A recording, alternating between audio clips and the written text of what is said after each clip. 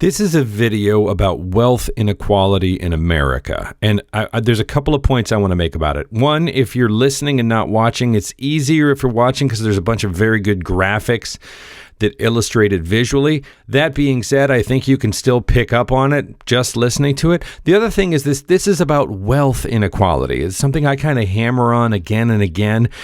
Wealth inequality as opposed to income inequality, right? Not what a person makes at their job or whatever, what a person is worth, all of their assets, and how the wealth is frozen up. Anyway, this is from 12 years ago, and it's only gotten even more radical since then. But I think even at the 12 years ago mark, this is absolutely bonkers.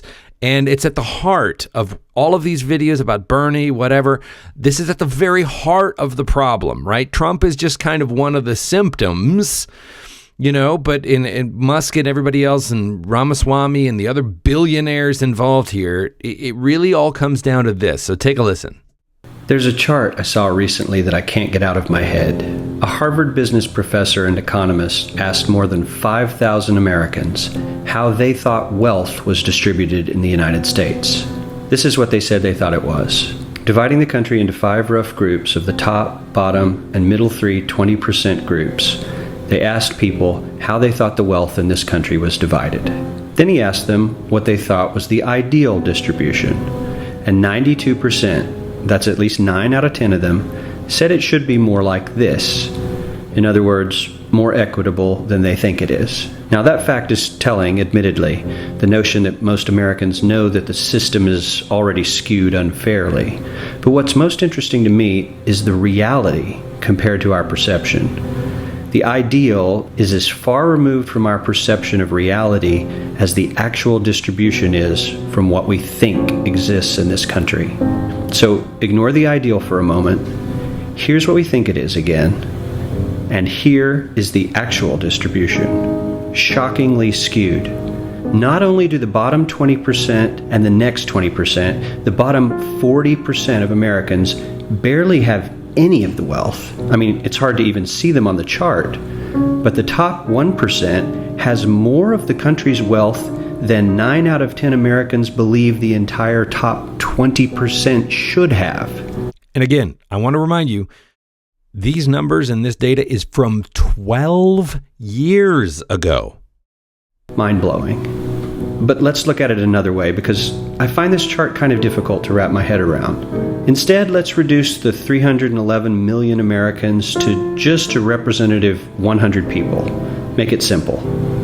Here they are: teachers, coaches, firefighters, construction workers, engineers, doctors, lawyers, some investment bankers, a CEO, maybe a celebrity or two. Now let's line them up according to their wealth. Poorest people on the left, wealthiest on the right. Just a steady row of folks based on their net worth. We'll color code them like we did before based on which 20% quintile they fall into. Now let's reduce the total wealth of the United States, which was roughly $54 trillion in 2009, to this symbolic pile of cash. And let's distribute it among our 100 Americans. Well, here's socialism, all the wealth of the country distributed equally. We all know that won't work. We need to encourage people to work and work hard to achieve that good old American dream and keep our country moving forward.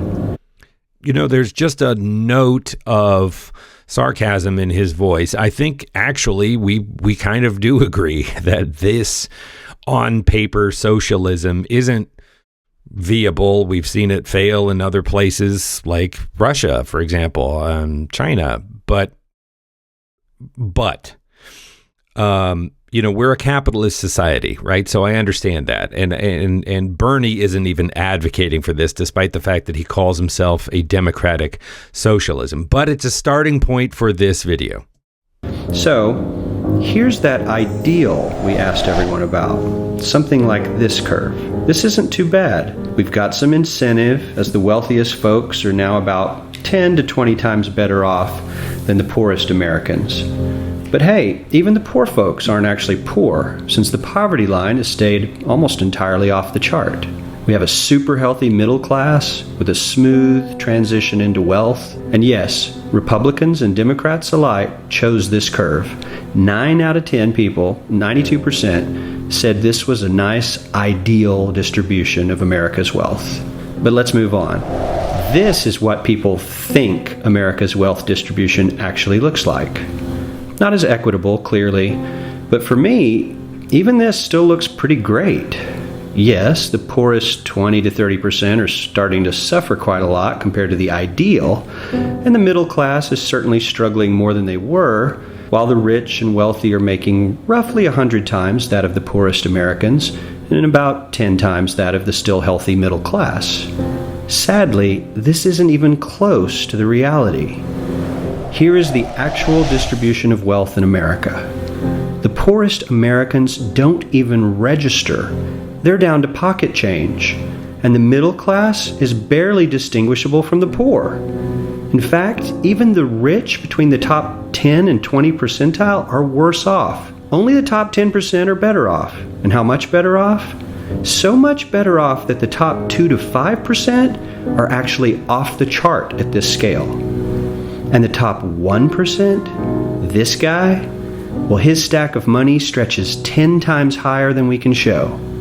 Here's his stack of cash, restacked, all by itself. This is the top 1% we've been hearing so much about. So much green in his pockets that I have to give him a whole new column of his own because he won't fit on my chart. 1% of America has 40% of all the nation's wealth. The bottom 80%, 8 out of every 10 people, or 80 out of these 100, only has 7% between them. And this has only gotten worse in the last 20 to 30 years. And again, this video and these numbers are from 12 years ago. It has not gotten better in that time. While the richest 1% take home almost a quarter of the national income today, in 1976, they took home only 9%, meaning their share of income has nearly tripled in the last 30 years. The top 1% own half the country's stocks, bonds, and mutual funds. The bottom 50% of Americans own only 0.5% of these investments, which means they aren't investing. They're just scraping by. I'm sure many of these wealthy people have worked very hard for their money, but do you really believe that the CEO is working 380 times harder than his average employee? Not his lowest paid employee, not the janitor, but the average earner in his company. The average worker needs to work more than a month to earn what the CEO makes in 1 hour. We certainly don't have to go all the way to socialism to find something that is fair for hardworking Americans. We don't even have to achieve what most of us consider might be ideal. All we need to do is wake up and realize that the reality in this country is not at all what we think it is.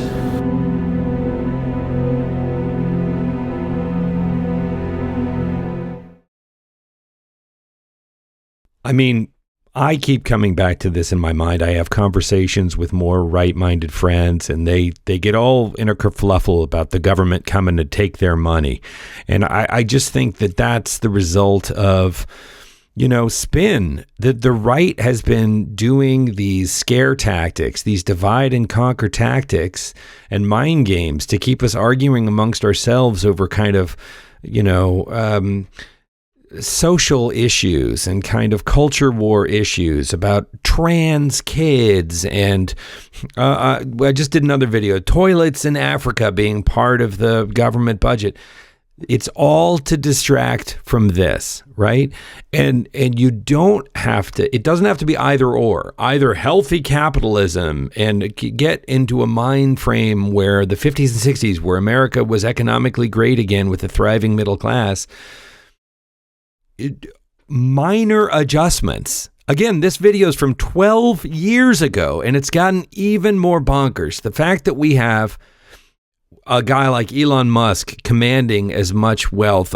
My bumper sticker version of it is Jeff Bezos and Elon Musk have private space programs. These aren't publicly traded companies. These are just companies they own. They have their own space program.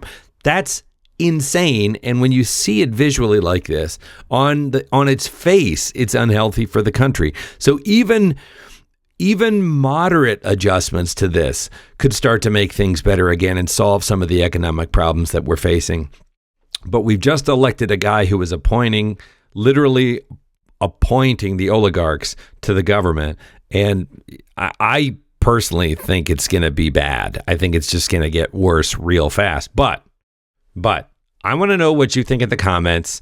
Chime in. Let me know what you think. That's why I'm making these videos, is I want to know, how this is landing. Is this news to you? Like, have you never seen this before? Or do you think it's doctored? Do you think it's fake news? Like, there are some links here where you can do some referencing on your own. You can do some simple Google searches. It's not a lie.